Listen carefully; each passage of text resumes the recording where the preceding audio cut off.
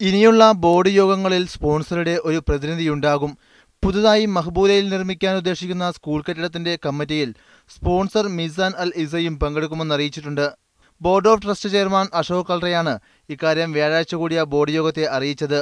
Board യോഗത്തിനു മുൻപ് ചെയർമാനെ വിളിച്ച് ഇനി മുതൽ സ്കൂൾ കാര്യങ്ങളിൽ തന്റെ സാന്നിധ്യമുണ്ടെന്ന് സ്പോൺസർ വ്യക്തമാക്കുകയായിരുന്നു. ഇതോടെ ഇന്ത്യൻ സമൂഹത്തിന്റെ പൊതുസ്വത്തായ സ്കൂൾ മറ്റു കരങ്ങളിലേക്ക് നീങ്ങുമോയെന്ന ആശങ്കയാണ് ഉയരുന്നത്. മഖ്ബൂലയിലെ കൺസ്ട്രക്ഷൻ കമ്പനിയിൽ സ്പോൺസർ മിസാൻ അൽ ഇസയും പങ്കെടുക്കുമെന്നറിയിച്ചതിന് പിന്നിൽ ചിലർ ഇടപെട്ടതായും സൂചനയുണ്ട്. വൻതുക മുടക്കി അത്യാധുനിക സംവിധാനത്തോടെയാണ് 4 ബ്ലോക്കുകളിലായി സ്കൂൾ പണിയാൻ ഉദ്ദേശിക്കുന്നത്.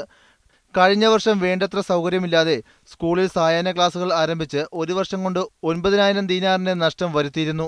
കഴിഞ്ഞ മാസം 21-ന് ബോർഡിലേക്ക് നടന്ന തിരഞ്ഞെടുപ്പിലൂടെ മുൻ വൈസ് ചെയർമാൻ രാജൻ ഡാനിയേലും ഡോക്ടർ നാരായണൻ നമ്പൂരിയെയും പരാജയപ്പെടുത്തിയതോടെയാണ് പ്രശ്നങ്ങൾ തലപൊക്കിയത്.